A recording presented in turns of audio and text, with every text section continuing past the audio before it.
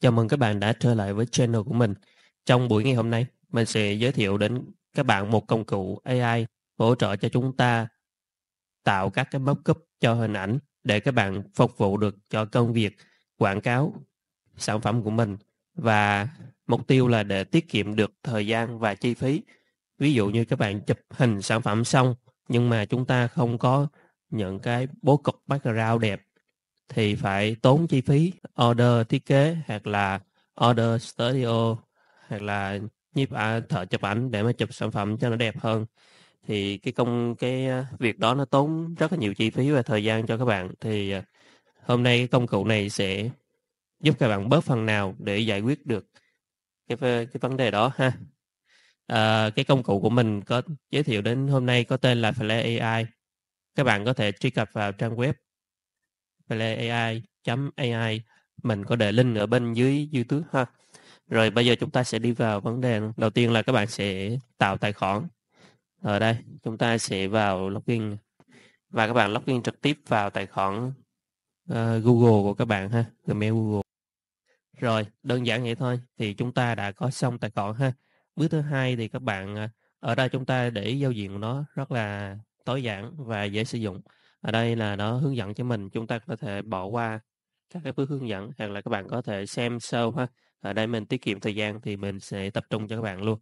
Ở đây chúng ta thấy nó có hai phần, một phần là chuyên tạo các cái mockup cho các cái đối tượng, ví dụ như các vật thể, và một phần là tạo các mockup cho ờ, các cái sản phẩm về thời trang, quần áo chẳng hạn. Thì mình chủ yếu là mình dùng này thôi, mình cũng có làm về thời trang, và nếu các bạn nào làm shop thời trang rồi thì các bạn có thể nghiên cứu thêm này ha. Mình sẽ đi chính vào cái này. Rồi chúng ta sẽ vào đây. Đó, cái giao diện như thế này thì bước thứ ở đây nó có note cho các bạn bước thứ nhất này, bước thứ hai. Thì bước thứ nhất chúng ta up sản phẩm lên, bước thứ hai chúng ta sẽ kênh generate nó ra các cái hình. Ở đây thì có các cái mẫu template ha, rất là nhiều luôn. Và các bạn có thể nhập mô tả. Các bạn kích đúp vào đây có thể nhập mô tả nó một cái nó theo khách quan của các bạn hơn. Có nghĩa là ví dụ mình không có dùng những cái template bố cục background như thế này thì các bạn có thể nhập vào đây các cái mẫu prompt ha. Ờ, Chọn cái sản phẩm này, sau đó rồi các bạn sẽ ví dụ như các bạn chọn sản phẩm, rồi ở đây các bạn nhập cái yêu cầu của sản phẩm, ví dụ như là mình muốn một cái background gì đó, Ờ, có họa tiết gì đó thì các bạn sẽ gõ bằng tiếng Anh ha. Các bạn có thể dùng Google Dịch để mà gọi tiếng Anh nếu mà tiếng Anh của các bạn không được tốt lắm. Thì ở đây mình sẽ thấy các phần template này nó khá là đẹp rồi, nên mình sẽ tận dụng thử ha. Rồi hôm sau mình sẽ làm cho các bạn một cái video nâng cao hơn về cái cách mà tự cá nhân hóa hơn, có nghĩa là chúng ta sẽ đề xuất những cái mẫu theo yêu cầu cá nhân của mình. Ở đây tiết kiệm thời gian thì cũng có rất là nhiều mẫu đó anh. Ok rồi, mình sẽ test luôn. Đầu tiên thì chúng ta sẽ dùng template ha, qua một template này. Mình thử thấy mình sẽ xác định tìm một cái sản phẩm nào đó, ví dụ như đây mình sẽ ờ, tìm một cái sản phẩm là dầu gội ha. Rồi chúng ta sẽ chọn một cái ảnh. Ở đây mình đã chọn một cái ảnh rồi. Thì các bạn tương tự như thế, các bạn có thể chụp hình sản phẩm bằng điện thoại cũng được.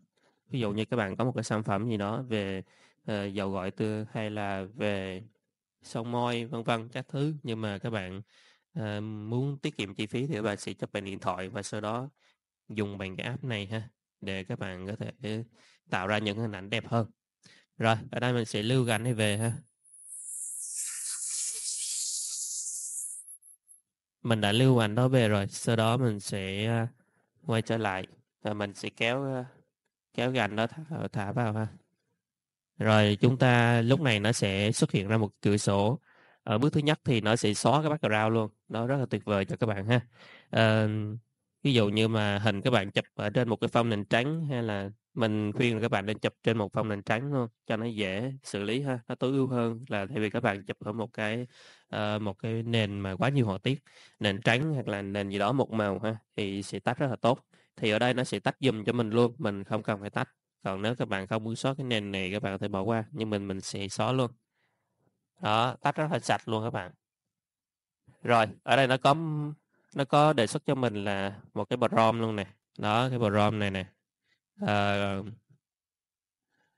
thật ra thì nó mô tả cho các bạn thôi, chứ cũng các bạn cũng không cần lưu ý vấn đề này quá. Thì ở những cái buổi nâng cao hơn thì mình sẽ chia sẻ và vận dụng thêm về phần này ha. Các bạn nhấn vào continue mình. Ok, rồi.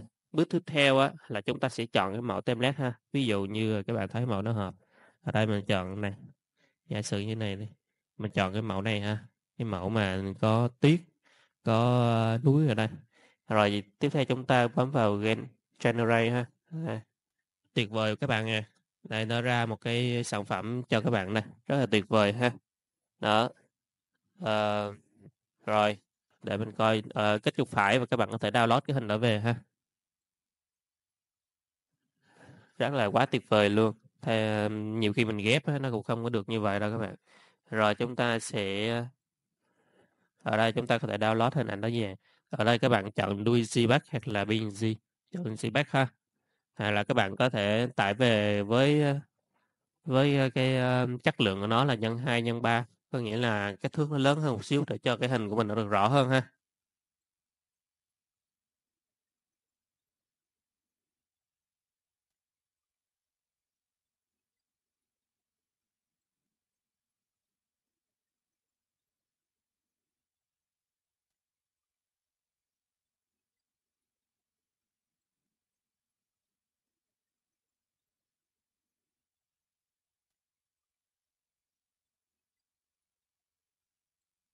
Rồi, chẳng hạn như ở đây mình sẽ dùng một cái sản phẩm này ha.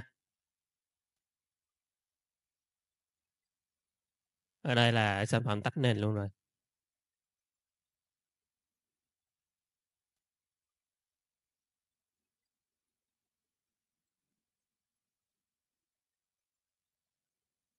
Rồi các bạn tải về ha.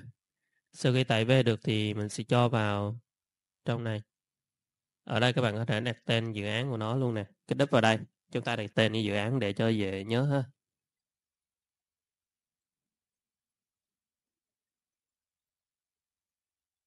Rồi chúng ta sẽ quay lại cái giao diện ban đầu ha.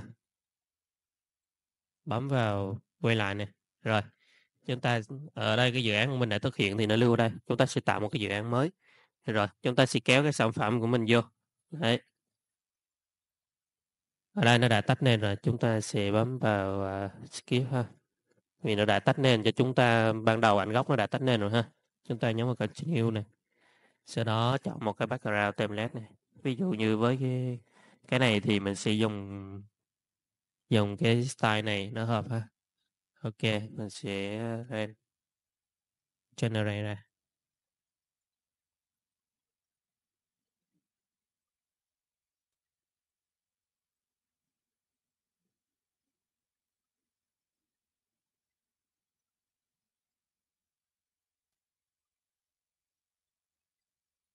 Đó, thì nó sẽ nó sẽ trả cho chúng ta kết quả như sau ha. Chúng ta có thể dùng một số cái khác để xem rồi. Ở đây, mình chọn cái này ha. Sau đó chúng ta train nó đi.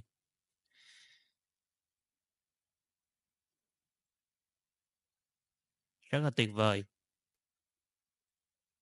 Để cho chúng ta tiết kiệm được rất nhiều chi phí về thời gian. Đó, thấy style này nó sang trọng hơn á.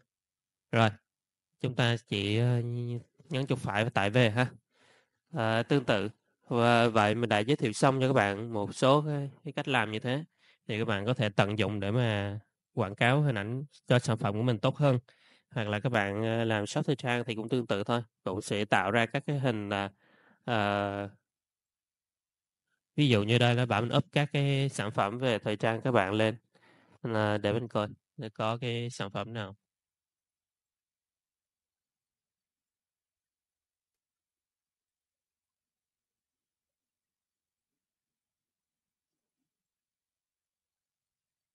Ví dụ mình lấy cái hình này ha.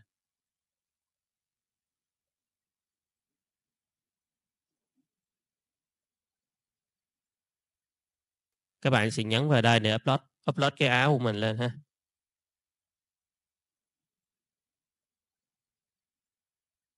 Ở đây nó cho chúng ta chọn các cái kiểu áo rồi.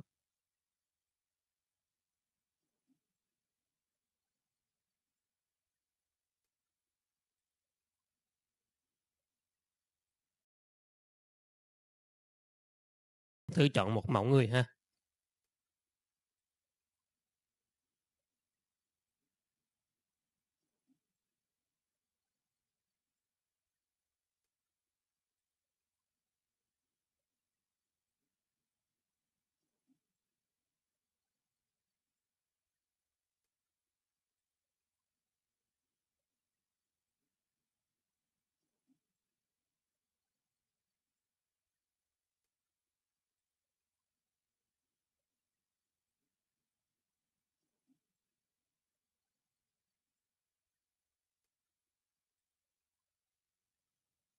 Ok, thì đây là kết quả sau khi chúng ta được ha. Thì mình thấy cũng khá là ổn. Đó thì các bạn có thể nghiên cứu thêm để mà phát triển cho cái công việc kinh doanh của shop mình được tốt hơn ha. Rồi, thì tiếp theo các bạn chỉ cần nhấn vào đây và để tải về cái hình rồi chúng ta sẽ quảng cáo cái sản phẩm của mình thôi.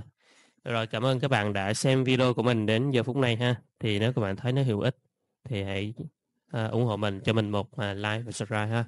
Thì hẹn gặp lại các bạn ở những video lần tiếp theo. Tạm biệt.